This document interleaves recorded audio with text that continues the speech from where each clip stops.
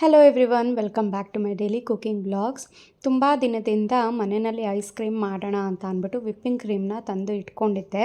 ಹಾಗೆಯೇ milk made ಸಹ ತಂದಿಟ್ಕೊಂಡಿದ್ದೆ. ಅದರಲ್ಲಿ ಆಲ್ರೆಡಿ ಒಂದು ಸಲ ಐಸ್ ಕ್ರೀಮ್ ಮಾಡಿದ್ದೆ. ಆ್ಯಂಡ್ ಈ ವಿಪ್ಪಿಂಗ್ ಕ್ರೀಮ್ನ ಯಾವಾಗಲೂ ಫ್ರೀಝರಲ್ಲಿ ಸ್ಟೋರ್ ಮಾಡಿ ಇಡಬೇಕು. ನೀವು ಯಾವತ್ತು ಐಸ್ ಕ್ರೀಮ್ ಮಾಡಬೇಕು ಅಂತ ಅಂದ್ಕೊತೀರಾ ಅದ್ರ ಹಿಂದಿನ ದಿನ ಫ್ರಿಡ್ಜ್ ಸೆಕ್ಷನಲ್ಲಿ ತೆಗೆದಿಡಬೇಕು. ಅದು ಸ್ವಲ್ಪ ಲಿಕ್ವಿಡ್ ಆಗಬೇಕು.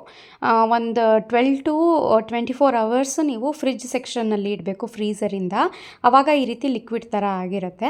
ಅದನ್ನು ಸುಮಾರು 1 ಕಪ್ ಆಗೋಷ್ಟು ಈ ವಿಪ್ಪಿಂಗ್ ಕ್ರೀಮ್ನ ಒಂದು ಬೌಲಿಗೆ ಹಾಕ್ಕೊಂಡು ವಿಪ್ ಮಾಡ್ತಾ ಹೋಗಬೇಕು. ಎಲ್ಲಿವರೆಗೂ ವಿಪ್ ಮಾಡಬೇಕು ಅಂದರೆ, ನಾವು 1 ಕಪ್ ಏನು ವಿಪ್ಪಿಂಗ್ ಕ್ರೀಮ್ ಹಾಕಿರ್ತೀವಿ ಅದು ಆಲ್ಮೋಸ್ಟ್ ಒಂದು 2.5 ಕಪ್ ಆಗೋಷ್ಟು ಜಾಸ್ತಿ ಆಗುತ್ತೆ. ಅಲ್ಲಿವರೆಗೂ ಚೆನ್ನಾಗಿ ವಿಪ್ ಮಾಡ್ತಾ ಹೋಗಬೇಕು. ತುಂಬ ಜಾಸ್ತಿ ಹೊತ್ತು ವಿಪ್ ಮಾಡುವಂಥ ಅವಶ್ಯಕತೆ ಇಲ್ಲ. ನಮಗೆ ಸಾಫ್ಟ್ ಪೀಕ್ ಕನ್ಸಿಸ್ಟೆನ್ಸಿ ಬೇಕು ಐಸ್ ಕ್ರೀಮಿಗೆ.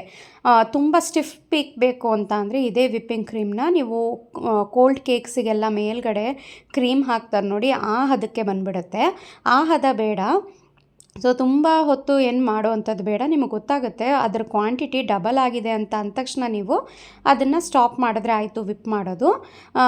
ಸಾಫ್ಟ್ ಪೀಕ್ ಅಂತ ಅಂದರೆ ಹೀಗೆ ವಿಪ್ಪಿಂಗ್ ಮಿಷಿನ್ನ ತೆಗೆದಿಟ್ರೆ ಅದು ಡ್ರಾಪ್ ಆಗಬೇಕು. ವಿಪ್ಪಿಂಗ್ ಕ್ರೀಮ್ ಏನಿದೆಯಲ್ಲ ಅದು ಡ್ರಾಪ್ ಆಗ್ತಾ ಇಲ್ಲ, ಅದು ಅಲ್ಲೇ ಮೇಲ್ಗಡೆಯಿಂದ ಬೀಳ್ತಾನೆ ಇಲ್ಲ ಕೆಳಗಡೆಗೆ ಅಂತ ಅಂದರೆ ನೀವು ಹಾರ್ಡ್ ಪೀಕ್ ತನಕ ಮಾಡಿಬಿಟ್ಟಿದ್ದೀರಾ ಅಂತ. ಸೊ ನೋಡಿ, ಇಲ್ಲಿ ನೀಟಾಗಿ ಅದು ಡ್ರಾಪ್ ಆಗ್ತಾ ಇದೆ. ಸೊ ಇಷ್ಟು ನಾವು ವಿಪ್ ಮಾಡಿಕೊಂಡ್ರೆ ಸಾಕು ಕ್ರೀಮ್ನ. ಇವಾಗ ಇದಕ್ಕೆ ಸಿಹಿಗೆ ತಕ್ಕಷ್ಟು ಕಂಡೆನ್ಸ್ಡ್ ಮಿಲ್ಕ್ನ ಹಾಕಬೇಕು.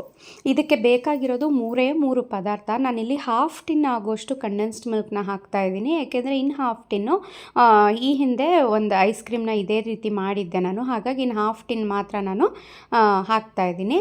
ಸೊ 1 ಕಪ್ ನೀವು ವಿಪ್ಪಿಂಗ್ ಕ್ರೀಮ್ ತೊಗೊಂಡ್ರೆ 1/2 ಟಿನ್ ಅದಕ್ಕೆ ಕಂಡೆನ್ಸ್ಡ್ ಮಿಲ್ಕ್ ಬೇಕಾಗುತ್ತೆ. ಆ್ಯಂಡ್ ಇಲ್ಲಿ ನಾನು ವೆನಿಲಾ ಫ್ಲೇವರ್ ಐಸ್ ಕ್ರೀಮ್ ಮಾಡ್ತಾ ಇರೋದ್ರಿಂದ 1 ಟೀ ಸ್ಪೂನ್ ಆಗೋಷ್ಟು ವೆನಿಲಾ ಎಸೆನ್ಸ್ನು ಸಹ ಸೇರಿಸಬೇಕಾಗತ್ತೆ. ಇವಿಷ್ಟನ್ನು ಸೇರಿಸಿದ ನಂತರ ಮತ್ತೆ ಇವಿಷ್ಟು ನೀಟಾಗಿ ಮಿಕ್ಸ್ ಆಗಬೇಕು ಎಲ್ಲ ವಿಪ್ಪಿಂಗ್ ಕ್ರೀಮ್ಗೆ. ಹಾಗಾಗಿ ನೀಟಾಗಿ ವಿಪ್ ಮಾಡ್ತಾ ಇದ್ದೀನಿ. ವೆನಿಲಾ ಎಸೆನ್ಸ್ ಹಾಕಿರೋದ್ರಿಂದ ಲೈಟಾಗಿ ಸ್ವಲ್ಪ ಕಲರು ಲೈಟಾಗಿ ಕ್ರೀಮಿಶ್ ಥರ ಅಂತ ಅನಿಸುತ್ತೆ ನಿಮಗೆ. ಬಟ್ ಅದು ಒಂದು ಸಲ ಫ್ರೀಸ್ ಆದಮೇಲೆ ಐಸ್ ಕ್ರೀಮು ಎಕ್ಸಾಕ್ಟಾಗಿ ಹೊರಗಡೆ ನಿಮಗೆ ವೆನಿಲಾ ಐಸ್ ಕ್ರೀಮ್ ಯಾವ ರೀತಿ ಸಿಗುತ್ತೆ ಅದೇ ರೀತಿ ಟೇಸ್ಟು ಮತ್ತು ಟೆಕ್ಸ್ಚರಲ್ಲಂತೂ ಸೂಪರಾಗಿರುತ್ತೆ. ತುಂಬ ಸುಲಭ. ಸೊ ನೋಡಿ, ಈ ರೀತಿ ಸಾಫ್ಟ್ ಕನ್ಸಿಸ್ಟೆನ್ಸಿಲಿ ಬರಬೇಕು ಐಸ್ ಕ್ರೀಮು. ತುಂಬ ಹಾರ್ಡ್ ಮಾಡ್ಕೋಬಾರ್ದು. ನೋಡಿ, ಹೀಗೆ ವಿಪ್ಪಿಂಗ್ ಮಿಷಿನ್ನ ಎತ್ತಿದ್ರೆ ನೀಟಾಗಿ ಅದು ಬೀಳ್ತಾ ಇರಬೇಕು ಕೆಳಗಡೆಗೆ. ಹಾರ್ಡ್ ಪೀಕ್ ಬಂದಿಲ್ಲ, ಇದು ಕರೆಕ್ಟಾಗಿದೆ. ಇವಾಗ ಇದು ಐಸ್ ಕ್ರೀಮ್ನ ಸೆಟ್ ಮಾಡೋದಕ್ಕೆ ಇವಾಗ ನೀಟಾಗಿ ಒಂದು ಸ್ಪ್ಯಾಚುಲಾದಲ್ಲಿ ಮಿಕ್ಸ್ ಮಾಡಿಬಿಟ್ಟು ಯಾವುದಾದ್ರೂ ಒಂದು ಬೌಲ್ಗೆ ಹಾಕಿ 1 ಡೇ ನೀವು ಫ್ರೀಝರ್ನಲ್ಲಿ ಇಟ್ಬಿಟ್ರೆ 24 ಅವರ್ಸ್ ಆದಮೇಲೆ ಐಸ್ ಕ್ರೀಮ್ ರೆಡಿ ಆಗಿಬಿಟ್ಟಿರುತ್ತೆ. ಸೊ ಒಂದು ಪ್ಯಾಕೆಟ್ ವಿಪ್ಪಿಂಗ್ ಕ್ರೀಮ್ಗೆ ಒಂದು 120-150 ರುಪೀಸ್ ಆಗುತ್ತೆ. 1 ಪ್ಯಾಕೆಟ್ ವಿಪ್ಪಿಂಗ್ ಕ್ರೀಮ್ನಲ್ಲಿ ನೀವು ಆಲ್ಮೋಸ್ಟ್ ಇಷ್ಟು ಕ್ವಾಂಟಿಟಿ ಒಂದು 4 ಸಲ ಐಸ್ ಕ್ರೀಮ್ನ ಮಾಡ್ಬೋದು. ಹಾಗೆಯೇ ನೀವು 1 ಟಿನ್ ಕಂಡೆನ್ಸ್ಡ್ ಮಿಲ್ಕ್ನ ತೊಗೊಂಡ್ರೆ ಅದರಲ್ಲಿ 2 ಫ್ಯಾಮಿಲಿ ಪ್ಯಾಕ್ ಆಗೋಷ್ಟು ಐಸ್ ಕ್ರೀಮ್ನ ಮಾಡ್ಬೋದು. ಮನೆಯಲ್ಲೇ ಸುಲಭವಾಗಿ ನಮಗೆ ಗೊತ್ತಿರುತ್ತೆ, ನಮ್ಮ ಕಣ್ಮುಂದೆನೇ ನಾವೇ ಹಾಕ್ತಾ ಇರೋದ್ರಿಂದ ಹೈಜಿನಿಕ್ ವೇನಲ್ಲೇ ಮಾಡ್ತಾ ಇರ್ತೀವಿ.